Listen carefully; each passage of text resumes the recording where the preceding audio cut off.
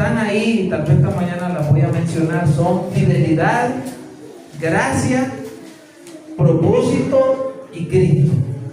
Fidelidad, gracia, propósito y Cristo. Y permítame decir esta mañana algo a manera de introducción. Ustedes saben que el domingo pasado nuestro hermano Luis Alexis comenzó, ¿verdad?, y nos dio la introducción. Y al menos una de las cosas que a mí más me impactó fue que él nos dijo algo y que tiene que ver con historia, pero tiene ¿verdad?, nos afecta también a nosotros. Desde el último libro del Antiguo Testamento, que es Malaquías, ustedes saben que después pasamos al Nuevo Testamento y el primer libro que está ahí es Mateo, el que estamos predicando. ¿Cuánto tiempo pasó ahí entre este libro y el otro? Pasaron 400 años según la historia. En teología se le conoce como 400 años de silencio. No era porque Dios no dijo nada o no hizo nada, no, sino que simplemente no hubo escritura. Dios no inspiró a ningún hombre para que escribiera, pero sí estaba ahí en la historia. Pero me gustó una parte del hermano Luis a manera de explicación cuando él dijo, su tema, si ustedes pueden recordarse, era el evangelio que rompió el silencio. O sea, ese silencio, esos 400 años que Dios no habló, Mateo aparece y es como romper ese silencio de Dios. Pero me fui como pensando a la casa y diciendo lo que nuestro hermano dijo, así muchas veces Dios nos dejó a nosotros pasar en silencio algún tiempo de vida, tal vez 20, 30, 40, 50 años, y de pronto, ¿verdad?, se aparece y se revela en nuestras vidas a través de Cristo. Me gustó esa parte de la aplicación de cómo es cierto, cómo el evangelio llega a nuestras vidas. A lo mejor después de pasar algún tiempo en silencio, Dios, ¿verdad?, nos dejó avanzar, tal vez en una vida de pecado, a lo mejor. Tal vez nosotros nacimos en hogares un poco más recatados, pero eso no significaba que nosotros éramos salvos.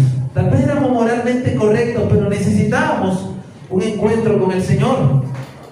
Entonces Mateo fue ese evangelio que rompió el silencio, ¿verdad?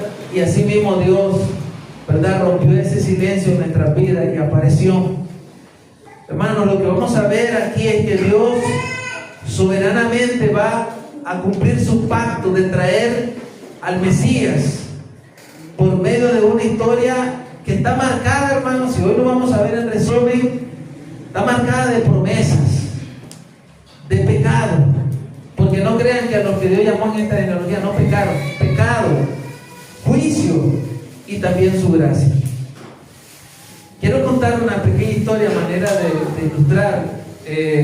Ustedes saben que para un monarca la genealogía no es solamente un pasatiempo, sino algo que le da identidad, le da familia, le da derecho de gobernar, garantiza muchas veces la estabilidad de su reino. Y tal vez nosotros no entendemos mucho eso y no nos afecta tanto porque nosotros siempre hemos nacido en democracia.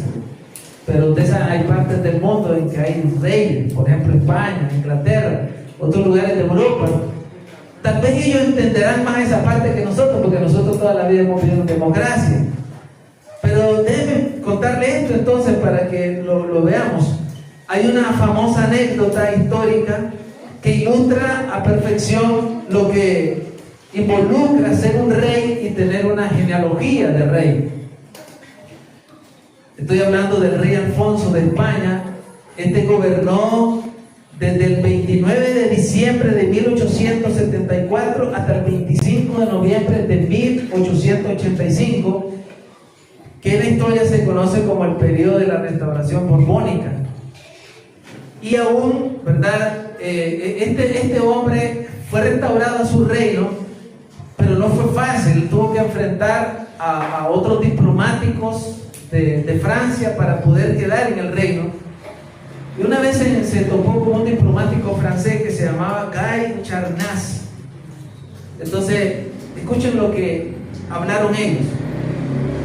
Durante el siglo XIX, España atravesaba una enorme inestabilidad política, con constantes cambios de constituciones y guerras por el trono. Tras ser restaurado en la corona en 1874, el rey que les mencioné, Alfonso XII, recibió en audiencia a un enviado francés, quien con tono inquisitivo le preguntó qué tipo de constitución prefería para gobernar el país y asegurar la paz.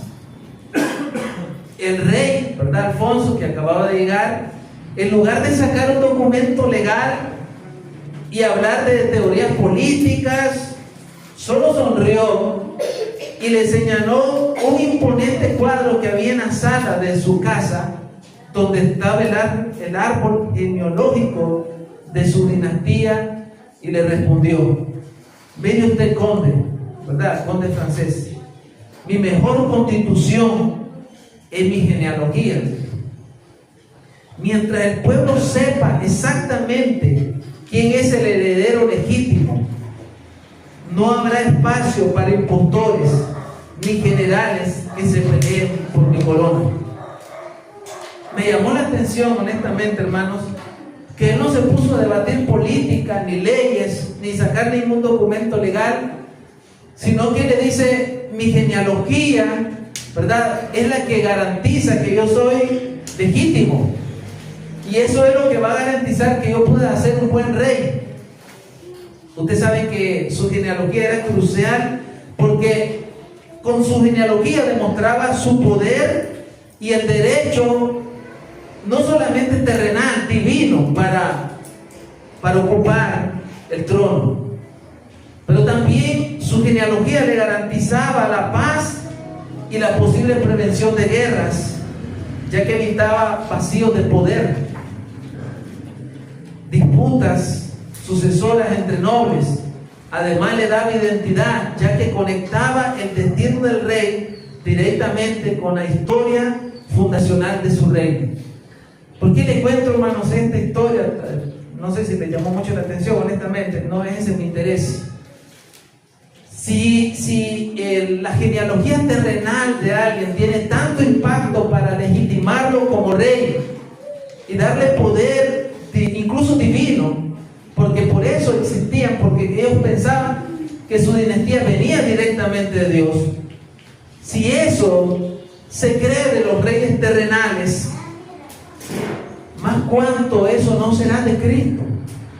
Nosotros hoy, que en esta mañana vamos a estudiar un poco sobre la genealogía de Jesús. Él, vamos a ver que viene de un linaje ciertamente humano, pero viene porque es la promesa de Dios. Él es el rey legítimo. Él cumple soberanamente su pacto. Dios trae el Mesías por medio de la historia. Y ¿sabe qué? Es bueno que nosotros miremos que esta historia no es perfecta. Es una historia marcada de promesas de Dios, pero con gente que pecó, con gente que tuvo que ser llevada a juicio por Dios, y que Dios muchas veces le tuvo que mostrar su gracia para preservar la línea del Mesías. Y a primera vista, honestamente, el día que me tocó la genealogía, yo le estaba diciendo, ayer estaba platicando con el hermano Lealés y le decía: bueno, yo pensaba que la genealogía, honestamente, como que dejé mal esa parte ahí, porque ¿qué voy a decir? Pero al estar estudiando y viendo, yo digo: no, hubiéramos dedicado varios domingos a la genealogía, porque hay muchas cosas buenas. Entonces, a primera vista, la genealogía puede parecer una lista de nombres sin relevancia. Sin embargo, Mateo la presenta como una declaración teológica. Jesucristo es el cumplimiento del pacto de Dios y la culminación de toda la historia redentora. Hermanos, solo permítanme orar un minuto más para que entremos y miremos las partes. Señor, ayúdanos esta mañana, Señor. Dame la gracia, Señor, y las palabras adecuadas, Señor, para poder comunicar tu mensaje esta mañana. Ayúdanos, Señor. Nadie va a cambiar aquí, Señor, si no es por obra de tu Espíritu Santo. Nadie va a renunciar a sus pecados si tú no intervienes. Nadie va a poder ver a Cristo de una manera más plena y más amorosa si tú no te revelas a nosotros. Ayúdame, Señor. Yo soy un simple mortal, Señor, que también necesita de tu gracia y tu misericordia, y te ruego que me ayudes esta mañana, Señor. En el nombre de Jesús. Amén. Leamos, hermanos, el versículo 2 para comenzar. Y lo que vamos a ver aquí es la fidelidad de Dios al pacto con Abraham. Y no se asusten que hay 6 divisiones, yo lo dividí con 6, pero unas son sumamente breves. Vamos a ver la primera, la fidelidad en el pacto con Abraham, versículo 2. Abraham engendró a Isaac, Isaac a Jacob, y Jacob a Judá y a sus hermanos. Y quiero ser honesto con usted esta mañana. Yo no voy a poder ir en estos versos personaje por personaje. Vamos a hacer como que si yo fuera un guía turístico. Usted sabe que si fuéramos aquí en un viaje y todos vamos a hacer una excursión, entonces yo voy a ser su guía turístico. Pero el guía turístico, usted sabe que no se va parando en cada lugar. No, él se para en algunos lugares estratégicos y ahí habla, ¿no? Y explica. Entonces yo voy a hacer lo mismo. No voy a ir en cada nombre, solo me voy a detener en algunos que yo pienso fueron especiales en la historia de la redención. Especiales no porque eran tan buenas cosas, sino porque Dios se manifestó a ellos de una manera especial. Entonces eso es lo que vamos a hacer. No voy a poder ir nombre por nombre, me voy a detener solo en los personajes que resaltaron. Y entonces vamos a comenzar con el primero. El primero dice: Abraham engendró a Jacob.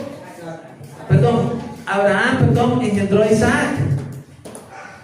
Y solo quiero que nos ubiquemos en la historia de la Biblia, como que vayamos leyendo. Usted sabe que Dios no fue con Abraham que pactó primero. ¿Con quién pactó Dios primero?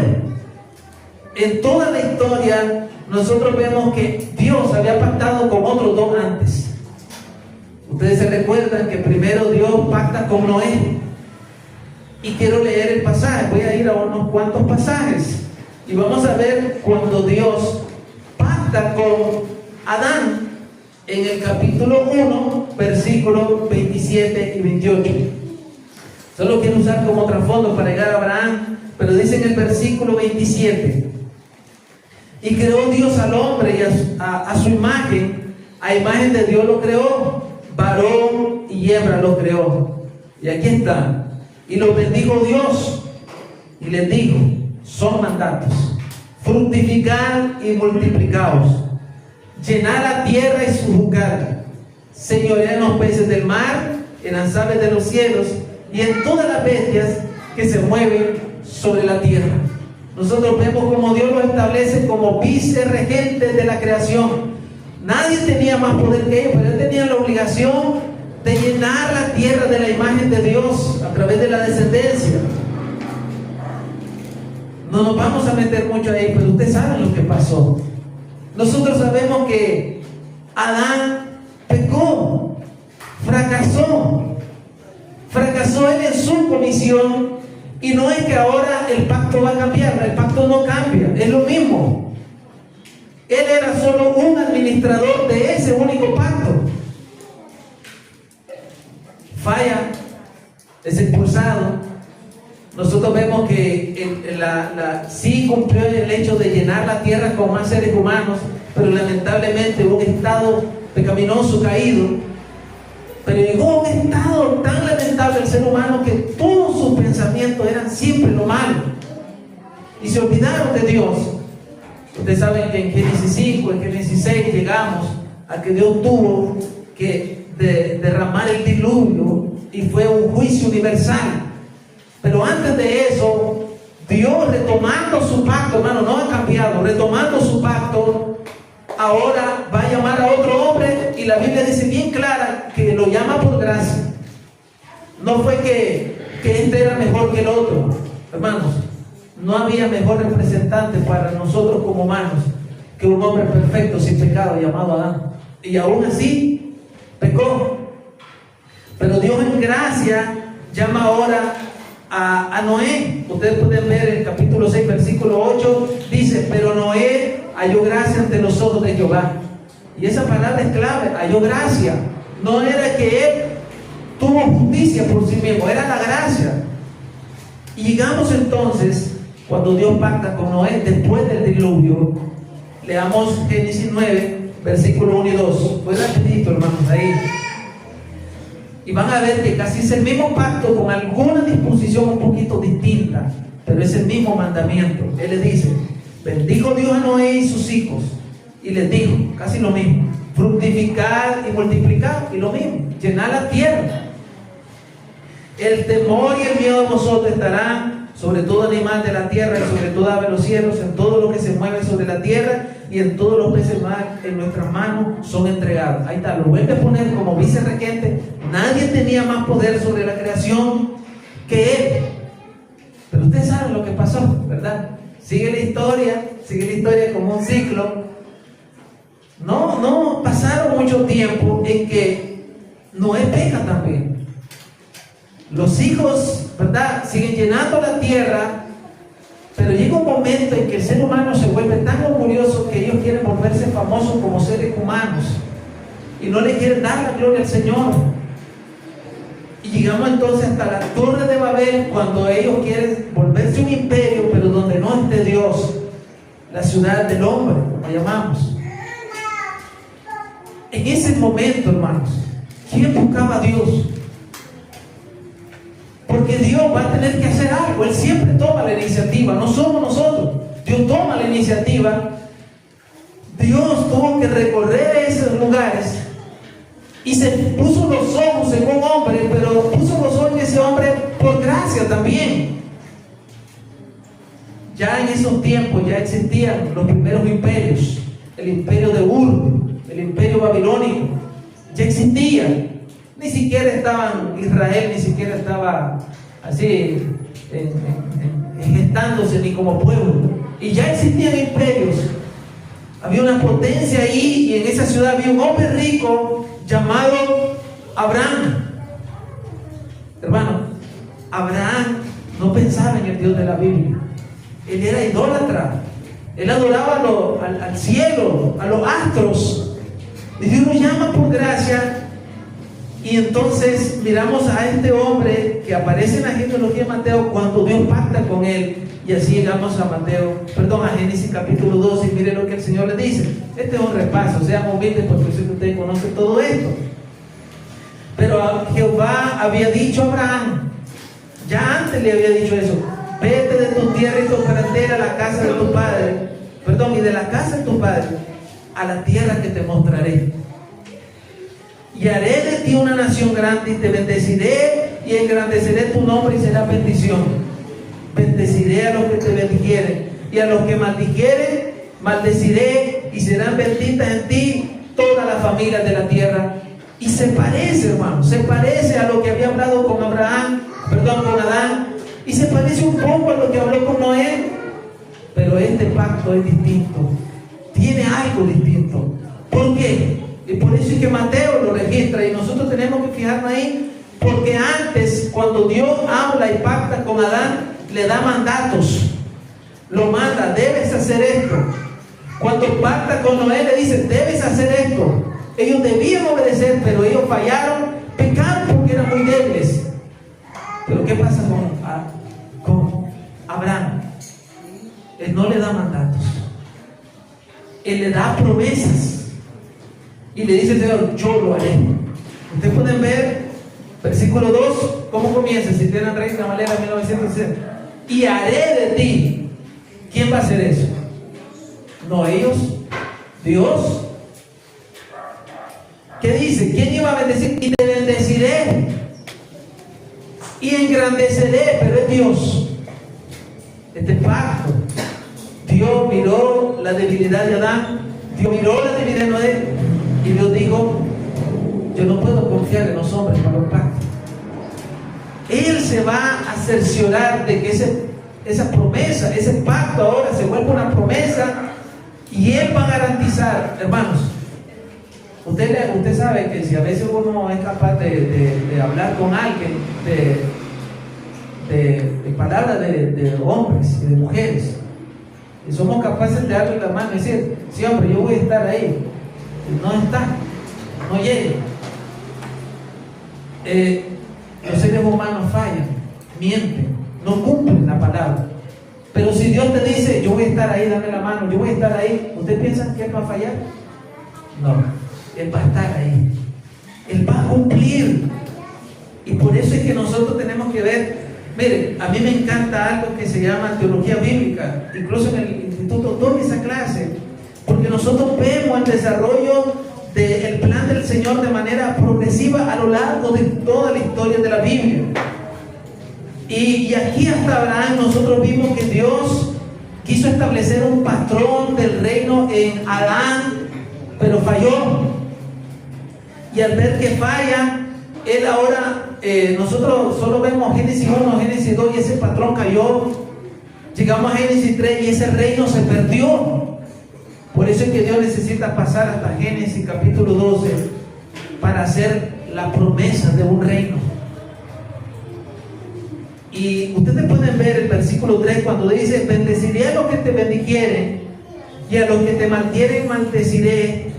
¿Y qué dice aquí? Serán benditas en ti, no solo Israel, todas las familias de la tierra desde el principio.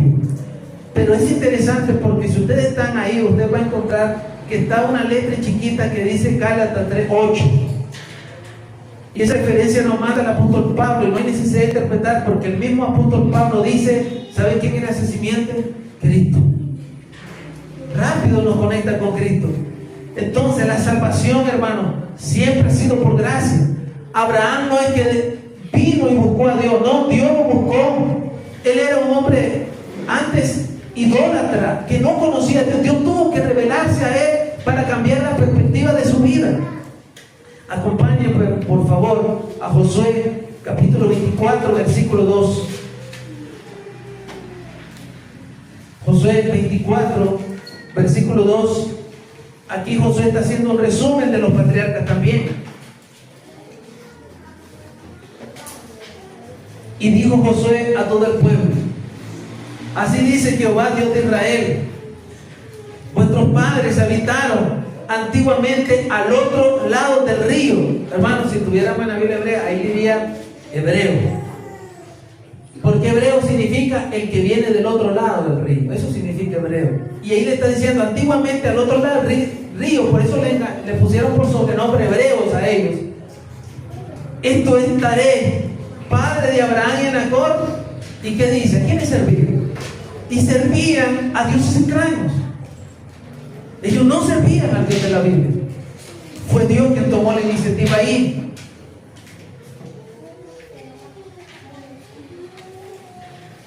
Yo quería aplicar algo esta mañana, hermanos.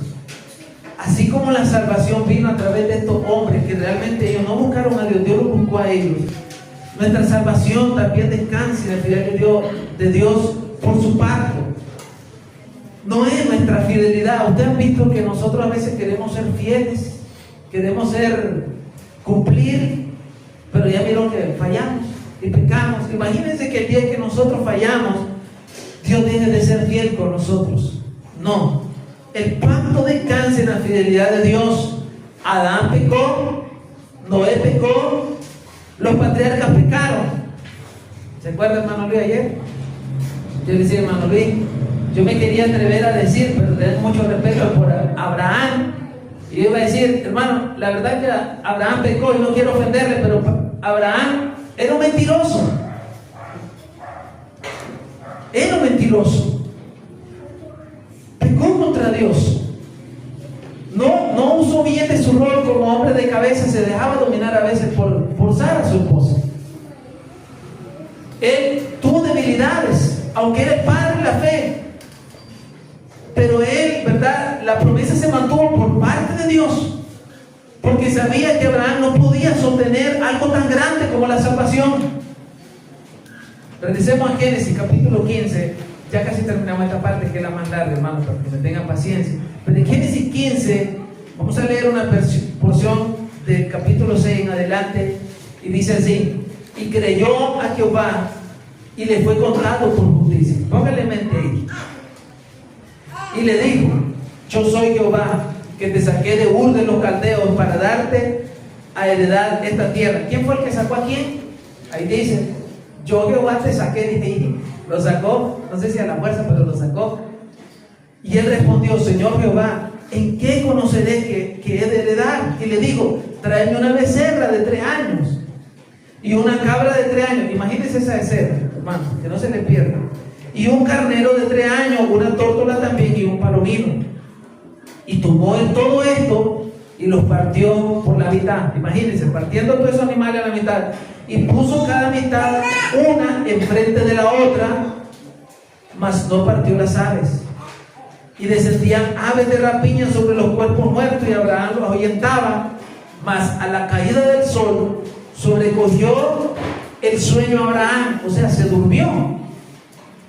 Y aquí que el temor de una grande oscuridad cayó sobre él.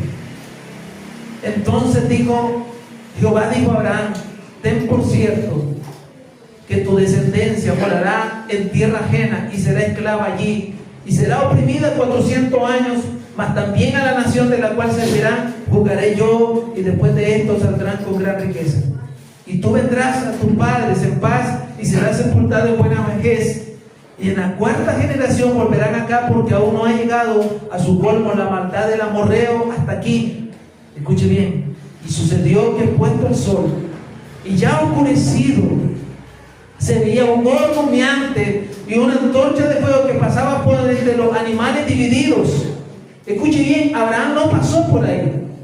Estaba pasando Dios en una teofanía. Él estaba manifestando su gloria de esa manera, y él estaba pasando por los animales divididos. ¿Y qué significaba eso? En aquel día hizo Jehová un pacto con Abraham. Escuche bien, el hombre no pacta con Dios, Dios pacta con los hombres. Porque a veces uno escucha que los hombres pactan, es Dios quien pacta con los hombres. Ahí dice la Biblia, Jehová hizo un pacto con Abraham, es Dios pactando con los hombres, diciendo: a tu descendencia en esta tierra, desde el río de Egipto hasta el río grande, el río Egipto. ¿Por qué les digo esto, hermanos? Esa era una ceremonia pactual. Pero Dios no quiso que ambos hicieran pacto, porque sabía la debilidad de Abraham. Él quiso pactar solo para asegurar que la promesa quedaba en Dios. ¿Cómo lo confirmamos esto? Vamos a Jeremías capítulo 34.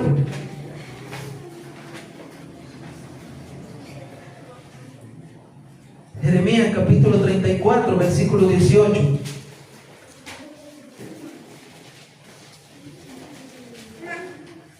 Dice así, voy a leer 2 versículos.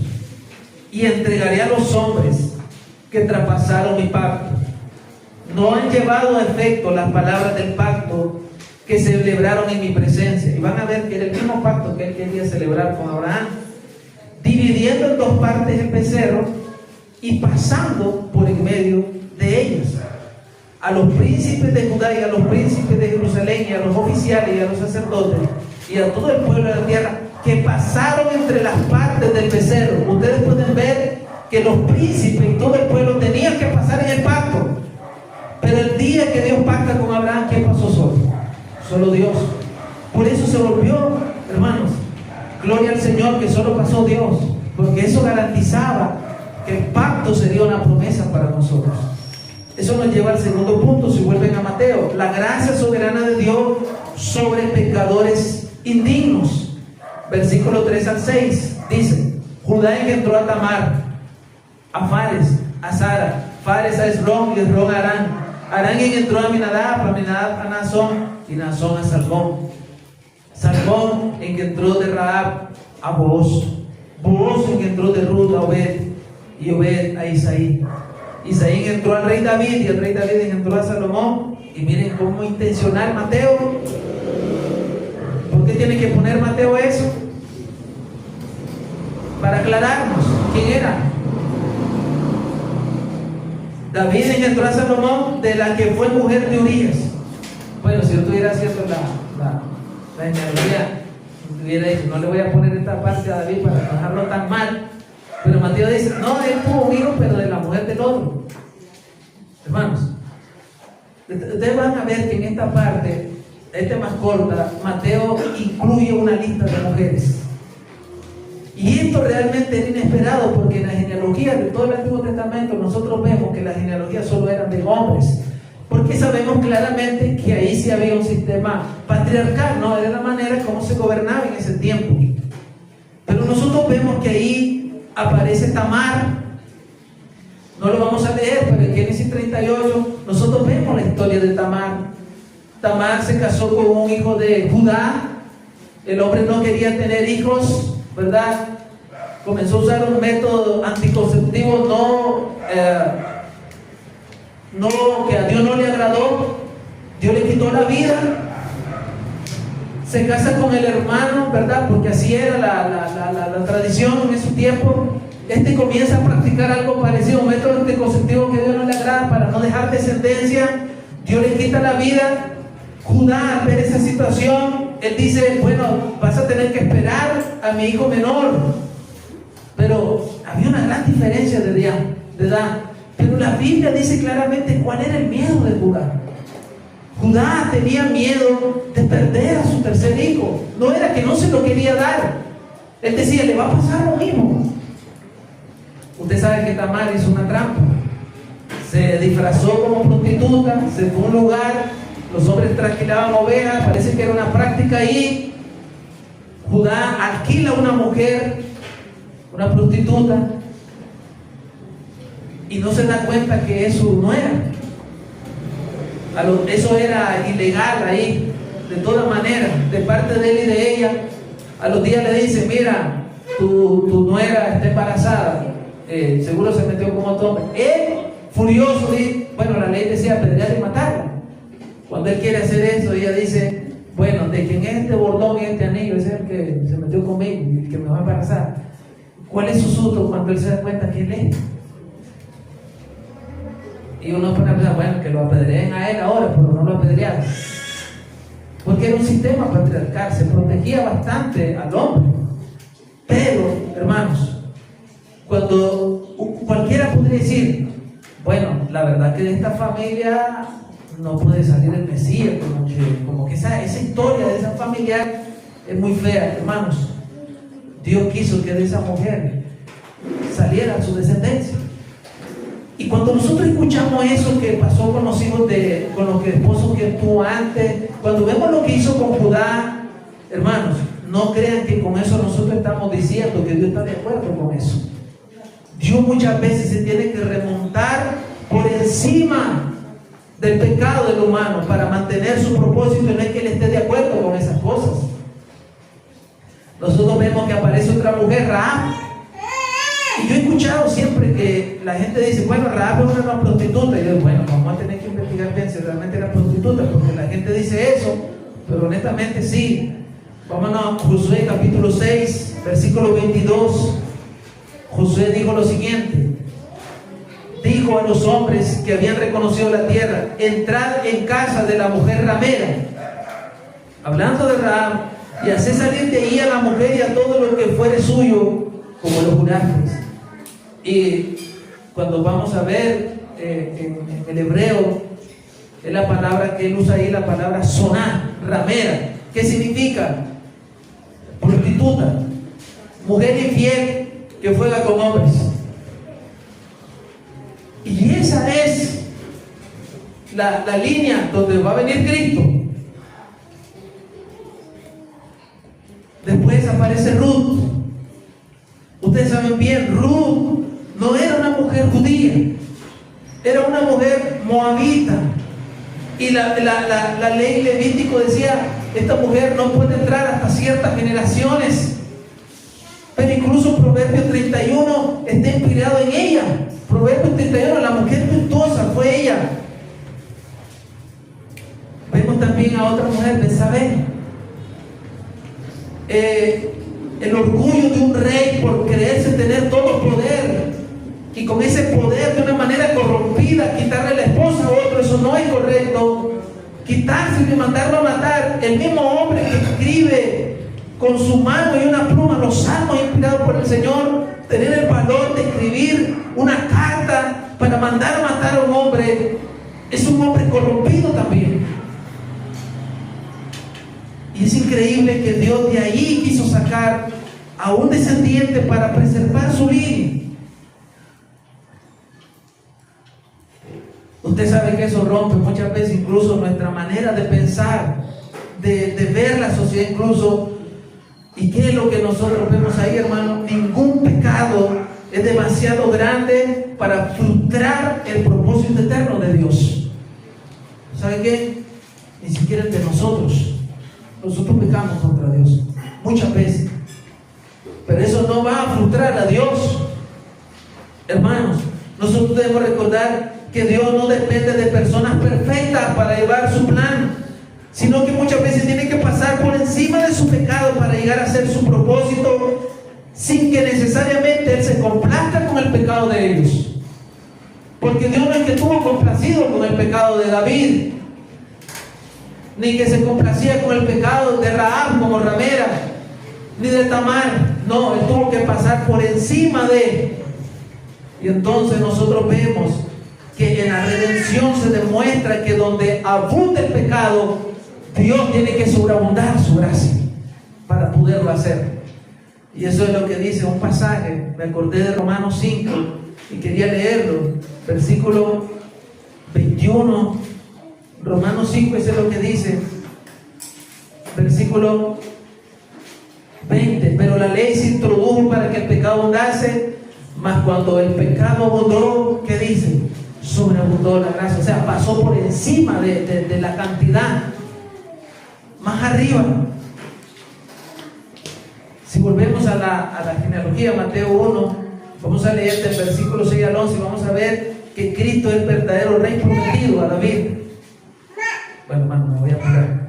Versículo 6, 7. Salomón engendró a Roboam, Roboam a Abías, Abías a Asa, Asa engendró a Josafat, Josafat a Jorán y Jorán a Usías.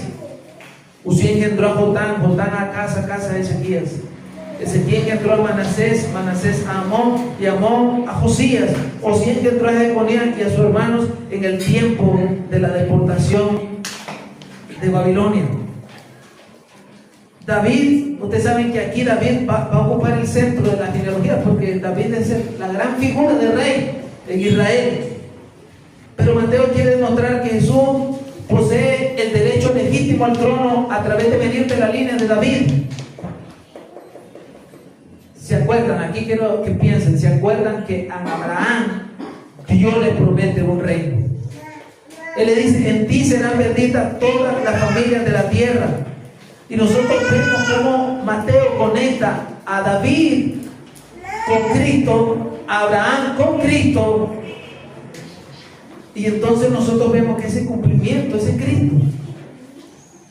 En la historia de la redención, Israel nunca estuvo en la cúspide y disfrutando de toda la bendición, más que cuando llegó al trono David y Salomón. Y solo permítanme unas cuantas palabras aquí, hermanos.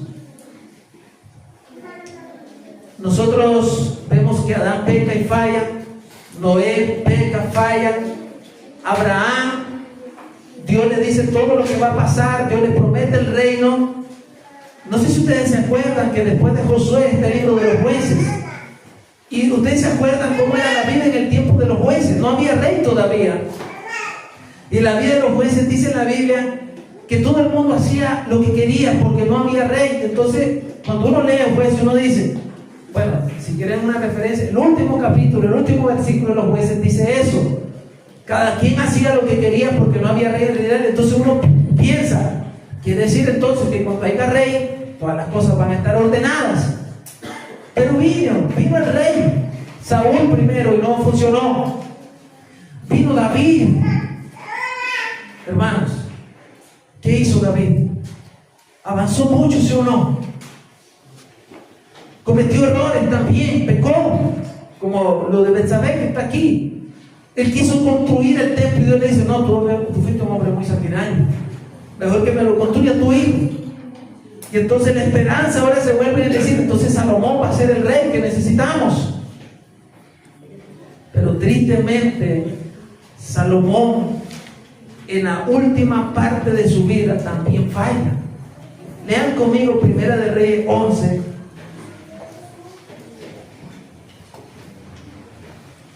Bueno, no era mi idea solo hablar de todas las partes malas de los héroes de la fe. No es ese mi objetivo. Mi objetivo es resaltar a Cristo esta mañana. Eso es, por eso lo estoy haciendo. En Primera de Reyes,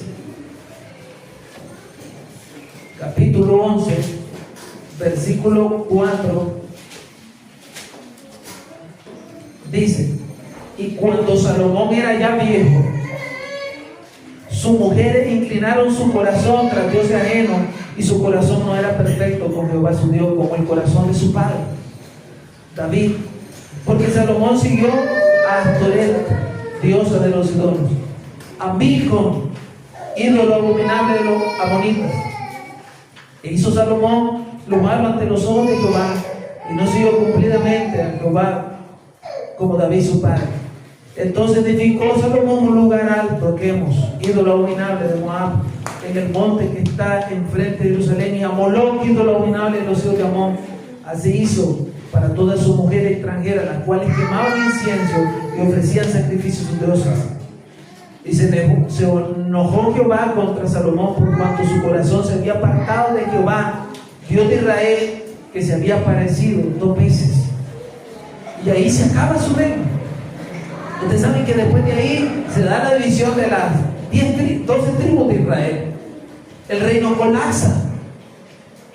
Pero ¿cuándo estuvo Israel más bendecido, hermanos? Cuando ellos tenían dominadas todas las naciones. La plata y el oro eran como la piedra, de tanta abundancia que había. Todos traían tributo a Israel. Nunca tuvo Israel tan alto como en esa época. Pero increíblemente, cuando estaban en las cúspides, cayeron de ahí, y Dios comienza a levantar a los profetas y le dicen: este no era el rey. Y entonces comienzan a profetizar un reino que vendrá. Comienzan a profetizar que va a venir otro rey, porque ellos pensaban que era Salomón o David. Hermanos, todos pecan, todos fallan. Nuestra esperanza nunca debe estar, como ellos la pusieron, en un rey perfecto, humano. Tampoco en gobernantes. Nuestra esperanza única está en Cristo. Él es el verdadero rey. Porque ellos lo esperaron y tuvieron un tiempo de gloria, pero fallaron. ¿Por qué les digo esto, hermanos? Hay alguna gente que piensa todavía que ese tiempo volverá en Israel, pero ya lo vivieron y fallaron. Nosotros necesitamos un rey que gobierne como Cristo, que sea perfecto. Los hombres siempre vamos a ser inclinados al mal, mientras no sea totalmente extirpado el cáncer del pecado en nuestras vidas. Pueden ver el versículo 11 y 12, hermanos, si vuelven a Mateo. Josías engendró a Jeconías y a sus hermanos en el tiempo de la deportación de Babilonia. Después de la deportación de Babilonia, Jeconías engendró a Salatiel, y Salatiel a Zorobabel. ¿Y qué vemos en esa parte aquí? Que el juicio de Dios no canceló las promesas. Porque ustedes bien saben que, aunque nosotros no vamos a hablar mucho de eso esta mañana, ustedes saben que ¿por qué se dio la deportación de Babilonia? ¿Por qué se dio la deportación primero en el año 722 a.C., cuando el reino del norte, las 10 tribus, fueron llevadas por el imperio asirio, deportados? ¿Por qué se da la deportación en el 597, cuando Judá es llevada cautivo por Babilonia? ¿Por qué fueron cautivos? Porque esos imperios eran más fuertes que ellos. Siempre ha habido más fuerte que los hijos de Dios, pero Dios siempre los guarda. ¿Por qué en esta ocasión los dejó que se los llevaran deportados? Porque ellos pecaban gravemente contra Dios. ¿Quiénes mataron a todos los profetas? No los mataron los extranjeros, los mataron los hijos de Dios. Mataron a sus propios profetas porque no les gustaba lo que los profetas les decían. Ellos eran culpables, como Jesús lo dijo en Mateo 23-24: ustedes son culpables desde la sangre de Abel hasta Zacarías, porque mataron a sus propios profetas, y Dios por eso se los llevó. Pero eso, cualquiera diría que se acabó la línea de Cristo. No, el juicio de Dios no canceló sus promesas. Y eso igual para nosotros. Muchas veces nosotros pecamos y podemos ser incluso disciplinados por Dios, pero eso no significa que la promesa del Señor se ha ido de nosotros. Versículo 13 al 15, Zorobabel engendró a Abiud a Eliaquín, y Eliaquín a Azor. Azor engendró a Sadoc, Sadoc a Aquín, y Aquín a Eliú. Eliú engendró a Eleazar, Eleazar a Matán, Matán a Jacob, y Jacob engendró a José, marido de María, de la cual nació Jesús, llamado el Cristo. Solo quiero, hermanos, aunque estoy leyendo del versículo 11 en adelante, solo quiero resaltar un poquito más el versículo 10. Lean conmigo el 10. ¿Qué dice? Ezequías engendró a ¿quién? A Manasés. Manasés a Amón y Amón a Josías. ¿Por qué me quiero detener aquí? ¿Dónde está la historia de Ezequías? Isaías capítulo 38. ¿Ustedes se acuerdan de esa historia de Ezequías? Él está enfermo. El profeta lo visita y le dice, el Señor dice así: prepara tu casa porque vas a morir. Y eso fue duro para él, porque Dios lo está juzgando, porque él quiso hacer alianza con Babilonia. Y él comienza a llorar y le dice: Señor, acuérdate, es cierto, Ezequiel había sido correcto, pero ese día falló. Y yo me puedo pensar, ¿por qué Dios fue severo con él? Solo porque falló esa vez, cometió un error, pero Dios se portó severo con él, no le quiso dar más oportunidad. Pero cuando Ezequiel llora, orando, él va por el corredor del patio del rey, y el Señor le habla al profeta y le dice: regrésate, dile que le voy a dar 15 años más de vida. Y yo siempre he pensado, lo retó él a Dios diciendo: bueno, que haga algo extraordinario si me va a sanar. Y aún así Dios lo hizo, pero ya era tentando a Dios. Pero uno se pregunta, Dios nunca hace nada por hacer. ¿Cuál era el propósito de Dios en dar 15 años más de vida? ¿Por qué no se la quitó ya? Porque en esos 15 años más de vida que Dios le da, ¿sabe quién nació? Manasés. Si Manasés no nace, se corta la línea de Cristo. Pero Dios, como es soberano y Él decreta todo de una manera misteriosa y no entendemos, Él sabía que necesitaba darle 15 años más de vida para que pudiera nacer el que sería su rey, el que la línea mesiánica. Pero cuando uno ve la vida de Manasés, hermano, una de las historias más maravillosas en el Antiguo Testamento es ver la vida de Manasés. Manasés fue un rey perverso, malo, pero bien malo. Toda la vida fue malo, pero increíblemente al borde de la muerte, él se convirtió al Señor. Y entonces vemos que él se salvó por gracia. Manasés fue toda la vida malo, pero Dios sabía que necesitaba traer su línea por medio de él, y el último día de su vida lo salvó. ¿A quién nos recuerda eso? Al ladrón en la cruz. Lo salvó en el último momento de su vida, solo para mostrar Dios su gracia. Y entonces, cuando volvemos a estos versículos del 12 al 15, ciertamente ahí se comienzan a mencionar varios nombres que yo no conozco, ni Mateo conocía mucho, seguro, porque ni en historia se conocen muchos, son desconocidos. Pero vemos claramente que Dios usó a esas personas para mantener su línea. Cada nacimiento forma parte del plan eterno de Dios. Y aquí solo quería decir algo para ya pasar a lo último. Hermanos, esas personas del versículo 12 al 15, casi nadie las conoció, ni siquiera están registradas mucho en la historia de los judíos. Yo les aseguro que esas personas ni siquiera se dieron cuenta de que Mateo un día las iba a escribir ahí. Tal vez su vida fue de anonimato, ni siquiera nadie las conoció, pero Dios mantuvo su línea por ahí. Entonces, me imagino que esas personas hacían su vida normal como otros. Tal vez hasta ignoraron que eran parte del plan de Dios. Y yo creo que eso a veces trae una enseñanza buena para nosotros. Mire todo lo que estamos sentados esta mañana. Si yo le comienzo a preguntar a cada uno de ustedes, hermano, ¿cuál es su plan de vida? ¿Cuál es su plan esta semana, este mes? Todos nosotros tenemos planes. Todos tenemos metas, todos queremos lograr algo en la vida. Pero aquí viene una verdad. Si tú eres de Cristo, tu propósito queda en segundo plano. cuando tienes a Cristo como Señor. Tu propósito queda subordinado a Él. Lo siento, a algunos Dios se le va a presentar un día y le va a decir, deja esto y ven para acá. A otros no, le va a decir sí, pero son de Él. Eso le molesta a veces al ser humano, porque incluso Dios hasta de una vida de pecado va a pasar por encima para llamarlo. Eso nos lleva al último. ¿Quién era el clima de esta genealogía? Cristo. En la historia redentora, versículos 16 y 17, Jacob entró a José, marido de María, de la cual nació Jesús, llamado el Cristo. De manera que todas las generaciones, desde Abraham hasta David, son 14. Desde David hasta la deportación a Babilonia, 14. Desde la deportación a Babilonia hasta Cristo, 14. Toda la genealogía al final apunta a una sola persona, a Jesucristo y su reino.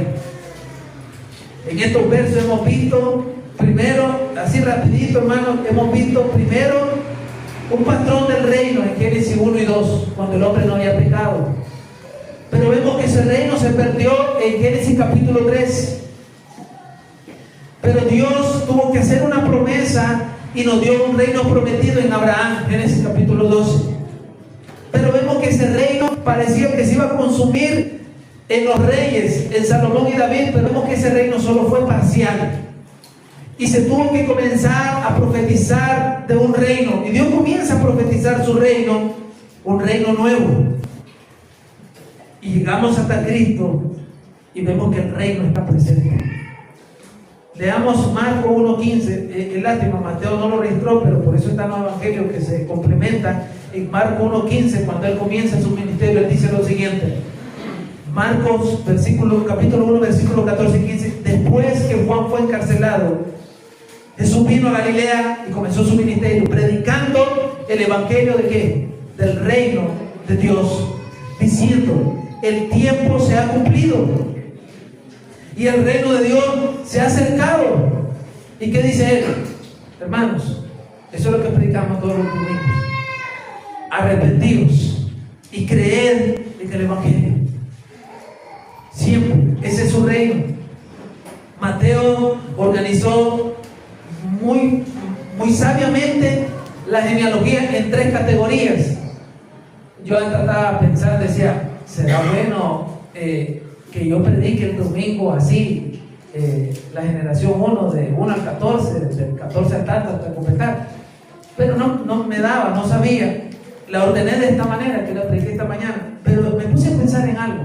Mateo organizó la genealogía, es cierto, en 14 generaciones, de 3. La de Abraham hasta David, de David hasta el exilio y del exilio hasta Cristo. Pero lo hizo para que siguiéramos la cronología. Muchos años de historia. Pero más que eso también, Mateo solo tenía, creo, un deseo mayor, que era el demostrar que Dios dirigió soberanamente la historia hacia el cumplimiento de su propósito, que culminaría en Cristo. Entonces, la Biblia, hermanos, no se trata principalmente acerca del hombre, sino que se trata acerca de Cristo. ¿Cuál es mi conclusión? Y quisiera compartir algunas aplicaciones. Primero, hermano, recordemos la fidelidad de Dios en sus promesas. La genealogía prueba que Dios cumple su palabra a lo largo de los siglos. Jesús es el heredero legítimo de las promesas de bendición mundial y del trono eterno. Y aunque Dios parezca tardar generaciones en actuar, sus planes de redención no fallan. Así nosotros podemos confiar en su fidelidad aún en estos días, porque esto no solo fue historia. ¿Cuántos de nosotros también hemos orado nosotros hemos orado muchos años por mi papá? Y mi fe es pequeña. En algunas pláticas que he tenido, es reacio, y yo de pronto pierdo mi esperanza y yo digo, no creo que va a ser salvo. En otra veo a un hermano de mi iglesia que le comparte y lo veo y yo digo, parece que será salvo. Pero cuando veo esto, que Dios tardó allí, fue fiel, yo digo, voy a esperar hasta el último día. Pienso que Él puede, por la misericordia del Señor, venir. También podemos ver la gracia de Dios para con los pecadores. Usted sabe que la lista de que vimos esta mañana incluía personas con pasados moralmente oscuros y cuestionables, reyes corruptos como Manasés, como David, incluso lo enfatiza Mateo, pero mujeres de no muy buena reputación. Pero esto nos enseña que Cristo no se avergüenza de lo que creó. Él se identifica también con una humanidad caída. Dios no busca personas perfectas para cumplir sus propósitos. Tu pasado, tus errores, tu familia no te excluyen de poder recibir la gracia del Señor. Y también esto nos da una lección a nosotros. Si el Señor pudo tratar con personas con pecados tan altos que pareciera no se merecen la gracia de Dios, ¿por qué nosotros muchas veces juzgamos tan alto el pecado de los hermanos y no vemos nuestro propio pecado? Nos gusta ponerle un estándar altísimo a los demás, pero nosotros no vemos nuestros pecados. ¿Cuándo tú te vas a ir al cielo porque tú eres perfecto? Todos los que muramos hoy, ninguno se va a ir sin pecado. Todos somos pecadores. Todos tenemos que recordar que es por gracia. Es cierto, no tenemos que tolerar pecado, pero tiene que entender que cada vez que juzgamos a un hermano y lo disciplinamos, nosotros también somos pecadores. Nuestro juicio solo es parcial. El de Él será final. Y si usted puede ver también la exclusión de los marginados y los extranjeros ahí en esa genealogía, nos debe dar una lección a nosotros. La inclusión inusual de mujeres, especialmente extranjeras, en una cultura patriarcal. Mateo rompió con esa estructura. Tamar, cananea; Rahab, una prostituta en Jericó; Ruth, una moabita. Esto rompe las barreras de la raza, del género, del estatus social, del color, porque el evangelio es para todos. Y así tiene que ser en esta iglesia. Nadie se tiene que agrupar aquí por afinidad. Nadie se tiene que agrupar aquí por estatus social. Nadie se tiene que agrupar aquí por ideología. Todos somos pecadores, todos tenemos un solo Señor, todos somos uno en Cristo. Bueno, eso no significa que no tengamos alguna diferencia en relaciones, ¿no? Pero no debe haber marcado eso de división entre nosotros, porque el evangelio, la genealogía muestra, es para todos. Y lo último, la soberanía de Dios sobre la historia humana. Dios siempre tiene el control absoluto del tiempo. Dios siempre prepara los momentos exactos, como lo hizo para el nacimiento de Cristo. Dios gobierna los tiempos, las estaciones, nuestra vida personal. Así que todos debemos recordar que esta vida que llevamos aquí no es eterna. Que nuestros planes deben considerar a Dios. Que tú tienes una alma eterna que va a dar cuenta a Dios. Y que Dios es mayor que tú y nunca lo vas a poder vencer. Hermanos, Dios les bendiga. Esa era la reflexión de esta mañana. Vamos a dar gracias a Dios. Bueno, pongámonos de pie de una vez. Démosle gracias al Señor porque veo que hemos adorando al Señor. Señor, gracias te damos por tu bondad y misericordia.